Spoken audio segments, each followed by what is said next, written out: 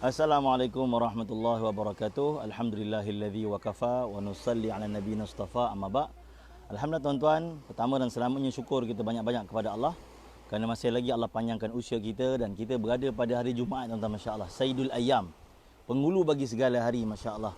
Bahkan kita dianjurkan pada hari Jumaat yang mulia ini untuk memperbanyakkan amal selawat dan salam ke atas junjungan besar Nabi Muhammad sallallahu alaihi wa alihi wasallam. Allahumma salli ala sayyidina Muhammad wa ala ali Muhammad kama sallaita ala Ibrahim wa ala ali Ibrahim fil alamin innaka Hamidum Majid.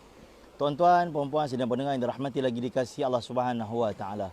Allah Subhanahu wa taala ialah Rabb yang Maha Pengasih lagi Maha Penyayang. Maha baiknya Allah.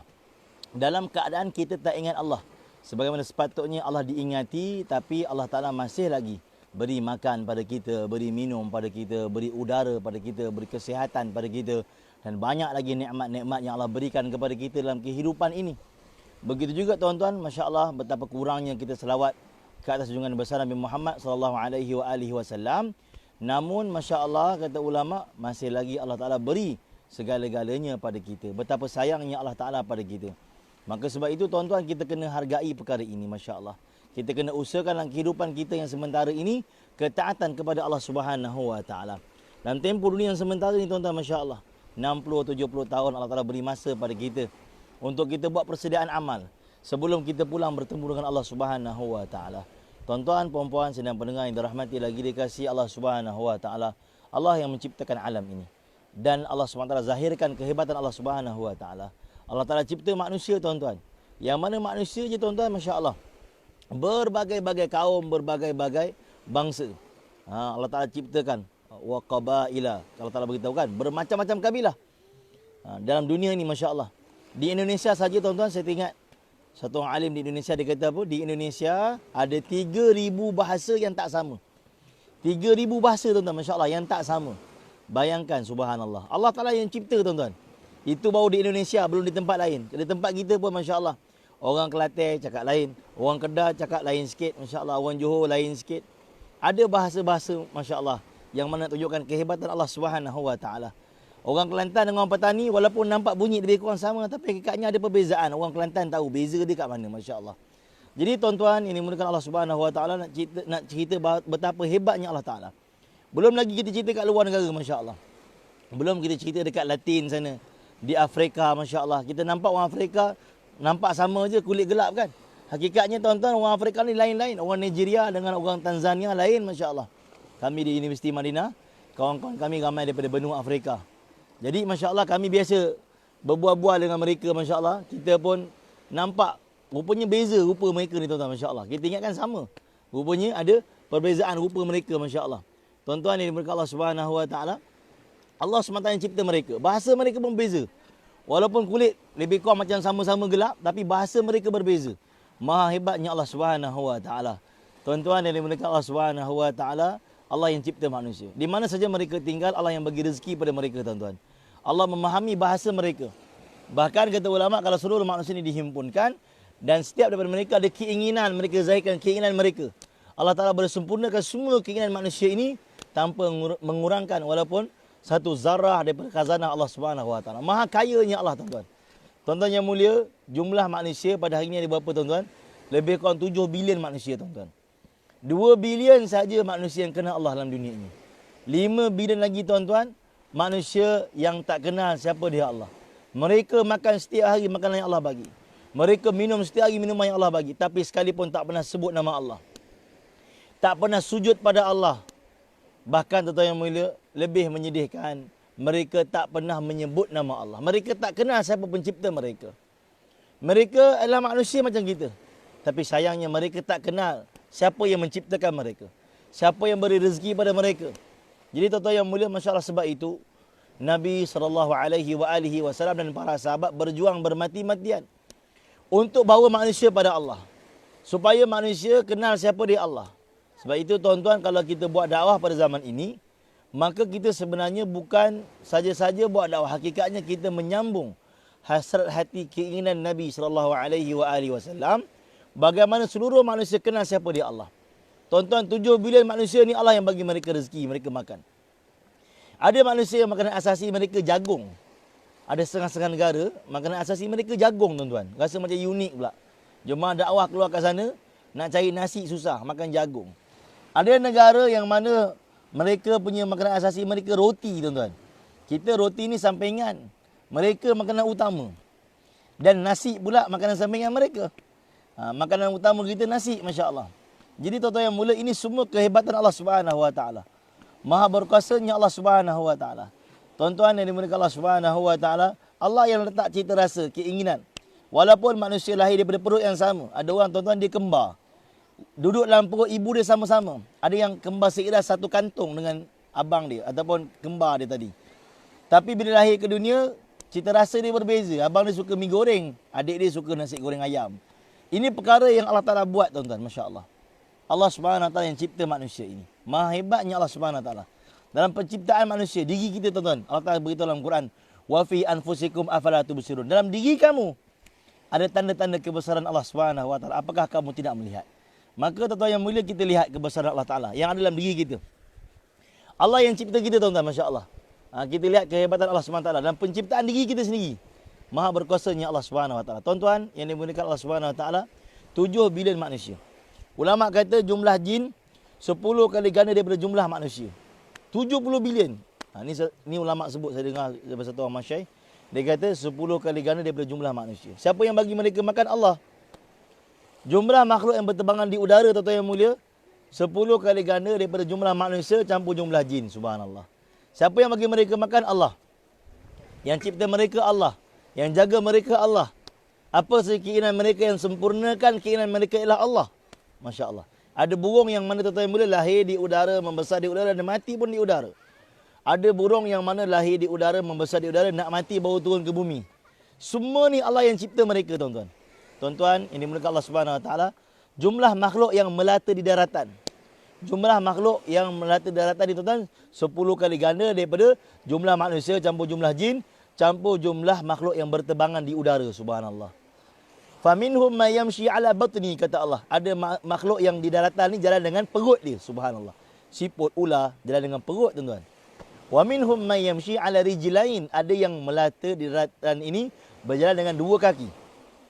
Wa minhum may yamshi ala arba'. Ada juga yang jalan dengan 4 kaki. Subhanallah. Tuan-tuan yang dimuliakan Allah Subhanahu Wa Ta'ala, siapa cipta mereka? Allah. Cicak saja tuan-tuan ada banyak jenis. Cicak kobeng, cicak poke, kan? Macam-macam lah, Masya Allah. Yang jenis-jenis macam cicak pun dia banyak. Mengkarung. Yang jenis-jenis macam tu. Macam-macam biawak ni kan. Lebih kurang macam tu ada, Masya Allah. Maha hebatnya Allah Subhanahu Wa Ta'ala. Ada makhluk yang hidup 2 alam, Masya Allah. Katak, Masya Allah. Belangkas. Ikan tembakul.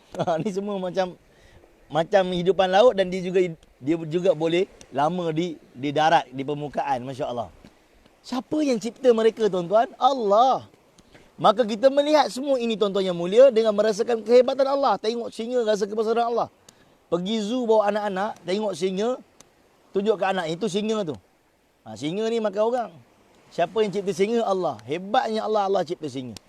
Ni tuan-tuan. Singa, rimau ni semua dicipta oleh Allah. Badak sumbu, semua dicipta oleh Allah dan Allah tak sempurnakan keinginan mereka. Rezeki mereka diatur oleh Allah. Bahkan bergesernya daun di lautan, di hutan belantara yang dalam yang tak pernah manusia sampai pun dalam pengetahuan Allah Subhanahu Wa Ta'ala. Maha hebatnya Allah, tuan. Ini makhluk yang melata di daratan, subhanallah. Makhluk di lautan, Masya Allah. Ini kita dekat laut, tuan.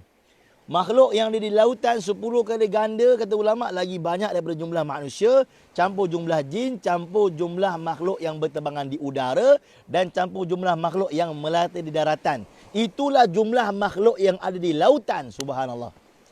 Begitu banyak, tuan-tuan. Bukan ikan saja kat laut ni, tuan-tuan. Bukan ikan saja yang kat laut. Ada macam-macam jenis. Ikan saja dah banyak jenis, tuan-tuan. Belum lagi yang lain, udang, subhanallah. Udang rimau, udang galah, lobster, macam-macam jenis kan. Subhanallah. Maha hebatnya Allah Ta'ala. Belum cerita pasal jenis-jenis ikan lagi. Sekecil-kecilnya ikan. Macam ikan bilis. Segemuk-gemuknya ikan. Macam ikan paus. Subhanallah. Ikan-ikan lain semua bertelur, tuan-tuan. Ikan paus. Dia beranak macam orang. Dia mamalia, tuan-tuan. Kata saintis, sekali dia susukan anak dia, tuan-tuan, 1000 liter. Subhanallah. 1,000 liter. 1,000 liter ni kalau kat Johor, bankrupt terus syarikat air Johor, Runhill.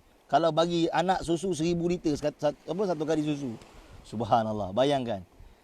Ikan paus ni tuan-tuan, cara dia makan macam mana? Dia akan buat kitaran, dia buat macam roundboard. Dia pusing kat tengah lautan. Ikan lain semua pening, dia pun turun bawah, nganga mulut je tuan-tuan. Ikan semua masuk dalam perut dia. Subhanallah. Dengan kaedah macam tu, Allah Ta'ala bagi dia makan. Tuan-tuan yang mulia, Allah yang cipta semua makhluk ni. Di zaman Nabi Sulaiman bin Daud AS, Nabi Sulaiman pernah ada keinginan untuk bagi makhluk Allah Ta'ala makan. Maka tuan-tuan yang mulia, apa berlaku? Nabi Sulaiman AS telah diberi peluang untuk bagi satu jenis ikan makan, kata ulama. Maka Nabi Sulaiman telah arahkan tentera dia tuan-tuan untuk kerah tentera dia untuk pergi cari makanan. Maka Nabi Sulaiman bin Daud AS telah arahkan tentera dia daripada berbagai jenis makhluk, Masya Allah, kumpul makanan, kata ulama, hampir 40 hari, 40 malam kumpul. Makanan dikumpulkan, disiapkan, diletak di tepi pantai. Daripada jenis ikan tu, kata ulama, seekor je datang tuan-tuan. Dan makan semua ikan yang Sulaiman bin Daud AS kumpul dengan begitu cepat. Dan ikan tu kata, wahai Sulaiman, Allah bagi aku makan setiap hari lebih banyak daripada ini. Subhanallah. Nabi Sulaiman tanya, wahai ikan, di lautan sana ada tak ikan yang lebih besar daripada engkau? Ikan tu kata, di lautan sana, wahai Sulaiman, ada ikan yang aku ni hanya main di celah-celah gigi dia saja. Subhanallah. Sahabat Nabi SAW dihantar oleh baginda untuk buat usaha dakwah. Satu waktu, tuan-tuan, makanan telah habis. Sahabat Nabi SAW berada di berdekatan dengan Laut Merah di satu bandar. Kalau di Saudi sekarang, nama dia Yanbu. 250 kilo daripada Madinah. Waktu kami belajar di Madinah dulu, sering kami pergi ke Yanbu untuk mandi laut dan sebagainya. Sebab situ Laut Merah. Baik. Kalau tuan-tuan pergi di Yanbu, tuan-tuan akan tengok di roundabout Yanbu ni, bandar Yanbu ni, dia punya tugu ikan dia besar. Ada tugu ikan kat roundabout dia, tugu ikan besar. Nak ceritakan kisah sahabat tadi tuan-tuan. Kisah ini diriwayatkan oleh Jabir bin Abdullah radhiyallahu anhuma, sahabat Nabi SAW yang paling banyak riwayatkan kisah sirah. Siapa yang paling banyak riwayatkan kisah sirah? Sahabat Nabi kalau yang paling banyak riwayatkan kisah sirah, Jabir bin Abdullah radhiyallahu anhuma, sahabat Nabi SAW. Jadi tuan-tuan, sahabat Nabi terputus bekal makanan. Kata ulama, mereka tak ada makanan, yang tinggal cuma kurma. Kurma tu, kata ketua mereka iaitu Abu Ubaidah Amir Al-Jarrah di Amir Sab jemaah waktu tu. Kurma ni jangan makan, cuma rasa je. Setiap pagi bangun tidur rasa je, tak boleh makan. Makanan dah tak ada. Allah Ta'ala janji dalam Quran, inna ma'al usri yusra. Balik susah pasti ada kesenangan. Fa inna ma'al usri yusra. Di sebalik kesusahan pasti ada kesenangan. Janji Allah Subhanahu Wa Ta'ala. Maka tuan-tuan yang mulia, apa berlaku? Allah Subhanahu Wa Ta'ala telah damparkan tuan-tuan di tepi pantai Laut Merah tu ikan yang namanya ambar. Subhanallah. Ikan ambar tuan-tuan. Kisah ni juga disebut dalam kitab-kitab fiqh, termasuk Bidayatul Mujtahid wa Nihayatul Muqtasid, dikarang oleh Imam Ibn Rushd Al-Qutubi rahimahullah, dalam menjelaskan tentang bab ikan boleh makan ke tak boleh makan, sama ada ikan ni halal ataupun bangkai. Baik, terdampar ikan tu tuan-tuan, sahabat Nabi confused, tak tahu nak makan ke tak sebab tak pernah tengok Nabi makan. Akhirnya mereka mesyuarat, buat keputusan ijtihad, mereka makan. Mereka makan, kata ulama, hingga 18 hari makan ikan tu. Punya besar ikan tu. Kata Abu Ubaidah Amir Al-Jarrah, saya boleh beri kat mati ikan. Nak cerita besarnya ikan tu tuan-tuan. Kalau ikan tu terdampar kat pantai Mesing ni tuan-tuan, mungkin kami orang Mesing tutuplah dulu pasar, mungkin seminggu dua ni kita makan ikan tu je. Nak cerita besarnya ikan tu. Ikan tu dipotong, dihiris, diasinkan, letak garam untuk diawetkan untuk dibawa kepada Nabi SAW ke Madinah. Maka tuan-tuan yang mulia, sampai di Madinah diceritakan kepada baginda dan dibawa kepada baginda dan baginda telah rasa. Ini dalil menunjukkan ikan halal dimakan dan ikan bukan bangkai. Ikan bukan bangkai, dan menunjukkan Nabi SAW pernah makan ikan tuan-tuan. Nak beritahu hebatnya Allah Ta'ala. Dalam lautan ni tuan-tuan, berbagai jenis makhluk yang semua ni tuan-tuan yang mulia dicipta oleh Allah. Allah yang cipta. Allah yang bagi rezeki, Allah yang bagi makan. Sebab itu tuan-tuan yang mulia, jangan risau dengan rezeki. Kerana apa? Rezeki telah pun ditetapkan oleh Allah. Sebagaimana kita semua faham, saya tahu, tuan-tuan pun tahu, bahawa maut akan mengejar kita di mana saja kita pergi. Tuan-tuan larilah kat mana pun. Bila sampai masa kematian kita, walikulli ummatin ajal, fa idza jaa ajaluhum la yastakhiruna sa'ata wa la yastaqdimun. Kematian akan datang kepada kita tepat, tidak akan lambat sesaat, tidak akan cepat sesaat. Begitu juga tuan-tuan yang mulia, rezeki akan kejar satu orang sebagaimana maut kejar satu orang. Masya-Allah. Jadi tuan-tuan yang mulia, masya-Allah, kita jangan risau bab rezeki. Allah tak telah atur. Ikan-ikan di lautan pun telah diatur rezeki oleh Allah. Burung-burung di udara pun telah diatur rezeki oleh Allah. Makhluk-makhluk di daratan, di hutan belantara juga rezeki mereka telah diatur oleh Allah. Semua ni tuan-tuan yang mulia Allah telah tulis. Allah Ta'ala yang telah beri rezeki. Wallahu yarzuqu man yasha' bighairi hisab. Allah bagi rezeki kepada siapa saja. Maha kayanya Allah. Rezeki Allah SWT atur kepada seluruh makhluk. Tuan-tuan yang mulia, Masya Allah. Sebab itu tuan-tuan, hari-hari kita kena bicara tentang kehebatan Allah Subhanahu Wa Ta'ala. Yang maha mencipta, yang maha memberi rezeki, yang mengatur kehidupan kita. Yang menukar pasang surut lautan. Inna fi khalqis samawati wal ardh. Dalam penciptaan langit dan bumi, Masya Allah. Waqtilafil laili wan nahar, pertukaran siang dan malam. Bila siang pergi malam, tak ada satu kerajaan pun, satu ketumbukan tentera pun boleh tukar malam kepada siang. Pertukaran malam dan siang ni semua diatur oleh Allah. Tak ada satu kerajaan yang hebat pun boleh tukar. Tak ada satu ketumbukan tentera, tak ada satu kekuatan pun, tak ada satu kuasa pun boleh tukar bila mana Allah telah tukar siang kepada malam. Dan tuan-tuan yang mulia, sifat malam ni menguasai. Bila malam datang, dia akan menguasai. Semua tempat jadi gelap. Dia akan menguasai. Itu sifat malam, tuan-tuan. Tuan-tuan yang dimuliakan Allah Subhanahu Wa Ta'ala, Allah juga atur pasang surut lautan. Pasang surut lautan ni, tuan-tuan, bukan diatur oleh nelayan. Kalau nelayan ni, tuan-tuan, kalau boleh, dia nak tiap-tiap hari laut pasang. Gelora lautan juga diatur oleh Allah. Lautan adalah makhluk Allah. Tuan-tuan yang dimuliakan Allah Subhanahu Wa Ta'ala, semua ini diatur oleh Allah. Dalam lautan ada ribuan jenis makhluk. Ribuan jenis makhluk. Jenis-jenis kepah aja banyak, tuan-tuan. Masya Allah. Nak cerita jenis-jenis kepah. Kepah punya jenis tu. Kepah, lokan, lala, ibau. Kan? Ni semua jenis-jenis yang lebih kurang macam sama. Kerang. Nampak macam sama kan? Tiram. Tapi hakikatnya dia berbeza, Masya Allah. Maha hebatnya Allah Subhanahu Wa Ta'ala. Karang-karang dalam lautan. Berbeza, Masya Allah. Semua ni dicipta oleh Allah Subhanahu Wa Ta'ala. Dan tuan-tuan yang mulia, dalam hadis kursi dinyatakan bahawa semua ini dicipta oleh Allah dan dicipta oleh Allah ini adalah untuk manusia. Allah cipta semua dunia ni, tuan-tuan yang mulia. Lautan, semua ini dicipta untuk berkhidmat kepada manusia. Adapun manusia itu, tuan-tuan yang mulia, Allah cipta untuk apa, tuan-tuan? Wa ma khalaqtul jinna wal insa illa liya'budun. Takkan ku ciptakan jin dan manusia melainkan untuk abdikan dirinya pada aku. Ubudiat pada Allah. Memperhambakan diri pada Allah. Kata Ibn Abbas, ay li ta'rifun, untuk kenal siapa dia Allah. Saya teringat satu ulama di Madinah waktu zaman kami belajar Madinah dulu, tuan-tuan. Almarhum Hazrat Syekhul Hadis Mana Abdul Qadir Al-Madani rahimahullah. Dia ni amir dakwah seluruh Hijaz selepas Maulana Syed Ahmad Khan rahimahullah. Apa dia kata? Dia cakap tujuan Allah Ta'ala cipta dunia ini untuk dua perkara. Pertama, untuk beritahu manusia hebatnya Allah. Untuk memperkenalkan kepada manusia betapa hebatnya Allah. Berkuasanya Allah. Allah Ta'ala cipta pokok-pokok. Macam-macam jenis, tuan-tuan. Masya Allah. Macam-macam jenis. Sampai kadang kita nak bagi nama pun tak tahu nama apa dah. Masya Allah. Allah cipta daun-daun kat pokok tu. Macam-macam jenis, tuan-tuan. Masya Allah. Subhanallah. Yang kedua, tujuan Allah Ta'ala cipta dunia ini pertama untuk memperkenalkan kepada manusia, untuk tunjukkan kepada manusia hebatnya Allah. Yang kedua adalah untuk apa, tuan-tuan yang mulia? Allah untuk uji manusia. Dunia ini dicipta sebagai ujian daripada Allah kepada manusia. Alladzi khalaqal mauta wal hayata liyabluwakum, untuk uji manusia. Ayyukum ahsanu amala, siapakah yang mempunyai amal yang terbaik. Jadi tuan-tuan yang dimuliakan Allah Subhanahu Wa Taala, sebab itu dengan kita melihat kebesaran Allah, kita kena rasa inilah ciptaan Allah. Allah lah yang maha hebat. Tengok kehebatan Allah, kita kena baca subhanallah. Kita kena baca Rabbana ma khalaqta hadza batila subhanaka faqina adzabannar. Rabbana ma khalaqta hadza batila, maha suci Tuhan, kamu cipta semua ini bukanlah sia-sia. Selamatkanlah kami daripada api neraka. Jadi tuan-tuan, masya-Allah, kita berada di tepi pantai melihat kehebatan Allah Subhanahu. Ni di pantai Teluk Buih Mersing. Gini kami makan tengah hari di sini. Tu Pulau Stindan. Masya Allah. Kita berada di pantai Mersing. Hari ini kita berkelah di sini. Itu anak-anak sedang berkelah.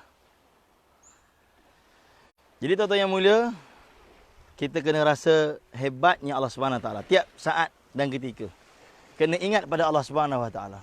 Kena menyebut nama Allah Subhanahu Wa Taala. Dengan kita membicarakan kebesaran Allah, maka natijahnya akan datang rasa kebesaran dalam hati kita. Bila rasa keagungan mula kita mentaati, barulah kita ada kekuatan ataupun kita ada rasa ta'zim dalam menjalankan perintah Allah Ta'ala. Kalau tak, kita rasa biasa. Kita rasa biasa. Satu arahan raja akan rasa besar walaupun disampaikan oleh tukang sapu istana.